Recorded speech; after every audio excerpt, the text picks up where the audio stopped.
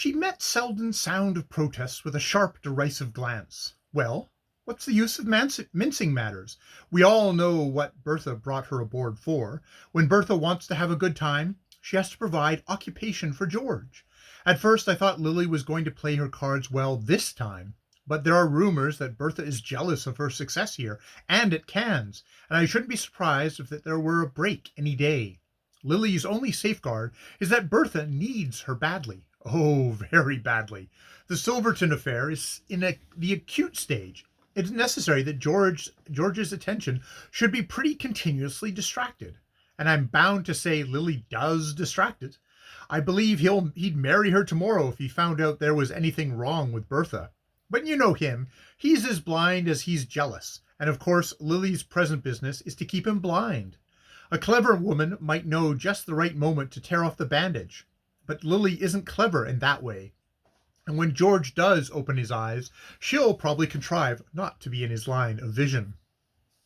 Selden tossed away his cigarette. By Jove, it's time for my train, he exclaimed, with a glance at his watch, adding in reply to Mrs. Fisher's surprised comment, "Why, I thought of course you were at Monte."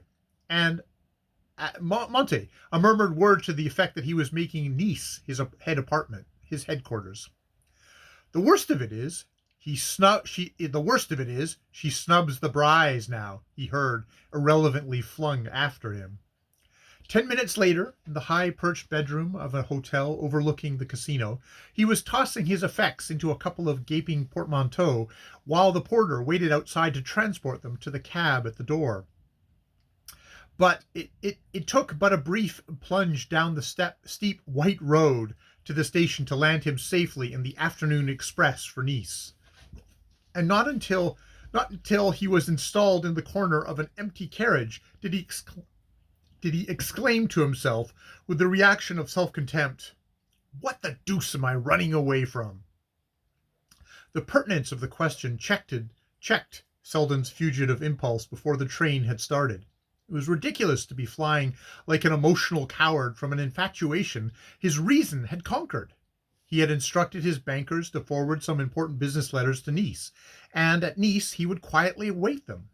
He was already annoyed with himself for having left Monte Carlo, where he had intended to pass the week which remained to him before sailing. But it would be difficult to return on his steps without an appearance of inconsistency from which his pride recoiled. In his innermost heart, he was not sorry to put himself beyond the probability of meeting Miss Bart. Completely as he had detached himself from her, he could not yet regard her merely as a social instance, and, viewed in more personal ways, she was not likely to be a reassuring object of study. Chance encounters, or even the repeated mention of her name, would send his thoughts back into grooves from which he had resolutely detached them, whereas if she could be entirely excluded from his life, the pressure of new and varied impressions, with which no thought of her was connected, would soon complete the work of separation. Mrs. Fisher's conversation had indeed operated to that end, but the treatment was too painful to be voluntarily chosen while milder remedies were untried, and Selden thought he could trust himself to return gradually to a reasonable view of Miss Bart, if only he did not see her. Having reached the station early, he had arrived at this point in his reflections before the increasing throng on the platform warned him that he could not hope to preserve his privacy. The next moment there was a hand on the door, and he turned to confront the very face he was fleeing. Miss Bart, glowing with the haste of precipitous descent upon the train, headed a group composed of the Dorsets, young Silverton, and Lord Hubert Dacey, who had barely time to spring into the carriage and envelop Selden in ejaculations of surprise and welcome before the whistle of departure sounded. The party, it appeared, were hastening to Nice in response to a sudden summons to dine with the Duchess of Beltshire and to see the water fete in the bay, a plan evidently improvised, in spite of Lord Hubert's protesting, "Oh, I say, you know," for the express purpose of defeating Mrs. Bry's endeavor to capture the Duchess. During the laughing relation of this maneuver, Selden had time for a rapid impression of Miss Bart, who had seated herself opposite to him in the golden afternoon light. Scarcely 3 months had elapsed since he had parted from her on the threshold of the bride's conversory, but a subtle change had passed over the quality of her beauty.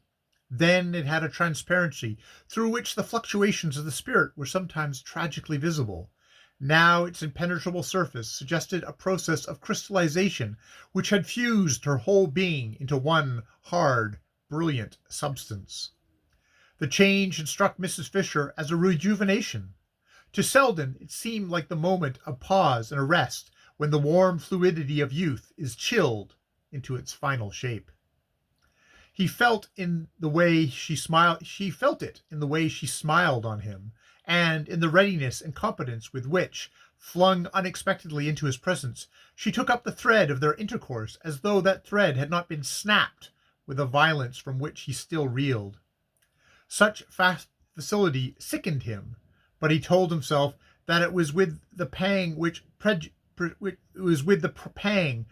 precedes recovery. Now would he really get well, would eject the last drops of poison from his blood. Already he felt himself calmer in her presence than he had learned to be in the thought of her. Her assumptions and elisions, her shortcuts and long detours, the skill with which she contrived to meet him at a point from which no inconvenient glimpse of the past were visible, suggested what opportunities she had had for practicing such arts since their last meeting. He felt that she had at last arrived at an understanding with herself, had made a pact with her rebellious impulses, and achieved a uniform system of self-government under which all vagrant tendencies were either held captive or forced into the service of the state. He saw other things, too, in her manner, saw how it adjusted itself to the hidden intricacies of a situation in which, even after Mrs. Fisher's elucidating flashes, he still felt himself a grope. Surely Mrs. Fisher could no longer charge Miss Bart with neglecting her opportunities. To Selden's exasperated observation, she was only too completely alive to them. She was perfect to everyone, subservient to Bertha's anxious predominances, good-naturedly watchful of Dorset's moods, brightly companionable to Silverton and Dacey, the latter of whom met her on an evident footing of old admiration, while young Silverton, pretentiously self-absorbed, seemed conscious of her only as something vaguely obstructive. And suddenly, as Selden noted the fine shades of manner by which she harmonized herself with her surroundings, it flashed on him that, to need such adroit handling, the situation must indeed be desperate. She was on the edge of something. That was the impression left with him. He seemed to see her poised on the brink of a chasm, with one graceful foot advanced to assert her unconsciousness that the ground was failing her. On the Promenade des Anglais, where Ned Silverton hung on him for half an hour before dinner, he received a deeper impression of the general insecurity. Silverton was in a mood of titanic pessimism. How anyone could come to such a damned hole as the Riviera, any one with a grain of imagination, with the whole Mediterranean to choose from. But then, if one's estimate of a place depended on the way they broiled the spring chicken, gad, what a study might be made of the tyranny of the stomach, the way the sluggish liver or the insufficient gastric juices might affect the whole course of the universe, overshadow everything in reach. Chronic dyspepsia ought to be among the statutory causes. A woman's life might be ruined by a man's inability to digest fresh bread. Grotesque? Yes, and tragic, like most absurdities. There's nothing grimmer than the tragedy that wears a comic mask. Where was he? Oh, the reason they chucked Sicily and rushed back? Well, partly, no doubt, Miss Bart's desire to get back to bridge and smartness. Dead as a stone to art and poetry, the light never was on sea or land for her. And of course, she persuaded Dorset that the Italian food was bad for him. Oh, she could make him believe anything, anything. Mrs. Dorset was aware of it, oh, perfectly. Nothing she didn't see. But she could hold her tongue, and she had to, often enough. Miss Bart was an intimate friend. She wouldn't hear a word against her. Only it hurts a woman's pride. There are some things one doesn't get used to. All this in confidence, of course. Ah, there were ladies signaling from the balcony of the hotel. He plunged across the promenade, leaving Selden to a meditative cigar. The conclusions it led him to were fortified later in the evening by some of those faint corroborative hints that generate a light of their own in the dusk of a doubting mind. Selden, stumbling on a chance acquaintance, had dined with him, and adjourned, still in his company, to the brightly lit promenade, where a line of crowded stands commanded the glittering darkness of the waters. The night was soft and persuasive. Overhead hung a summer sky furrowed with a rush of rockets, and from the east a late moon, pushing up beyond the lofty bend of the coast, sent across the bay a shaft of brightness which paled to ashes in the red glitter of the illuminated boats.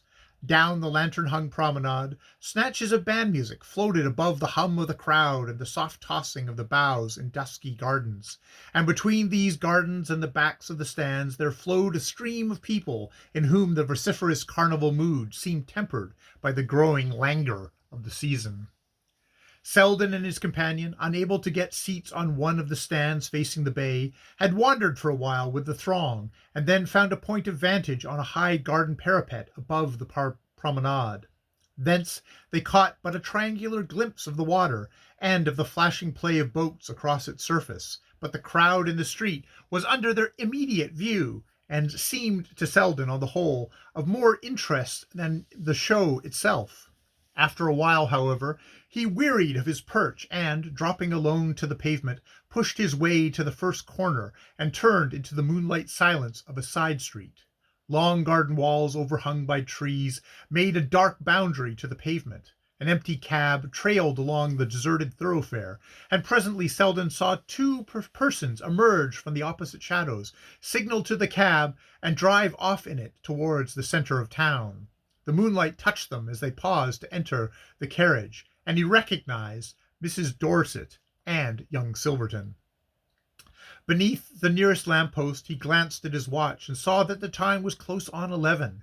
He took another cross street, and, without breasting the throng on the promenade, made his way to the fashionable club which overlooks that thoroughfare.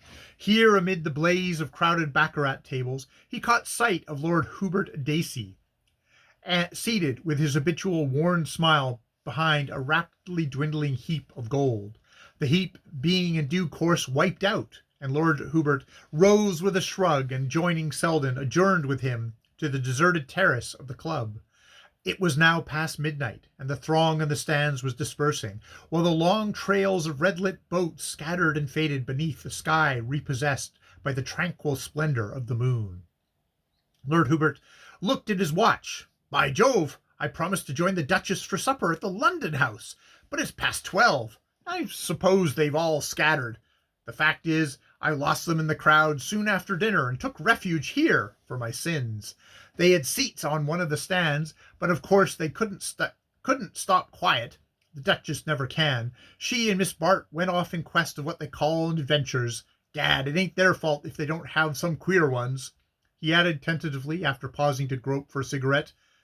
"Miss Bart's an old friend of yours, I believe." "So she told me." "Ah, thanks. Don't seem to have one left." He lit Selden's preferred cigarette and continued in his high-pitched, drawling tone. "None of my business, of course, but I didn't introduce her to the Duchess. Charming woman, the Duchess, you understand, and a very good friend of mine, but rather a liberal education." Selden received this in silence, and after a few puffs, Lord Hubert broke out again. "Sort of thing one can't communicate to the young lady, though young ladies nowadays are so competent to judge for themselves. But in this case, I'm an old friend too, you know, and there seemed no one else to speak to. The whole situation's a little mixed as I see it, but there's used to be an aunt somewhere, a diffuse and innocent person, who was great at bridging over chasms she didn't see. Ah, in New York, is she? Pity. New York's such a long way off." End of Chapter 1 of Book 2 of The House of Mrth.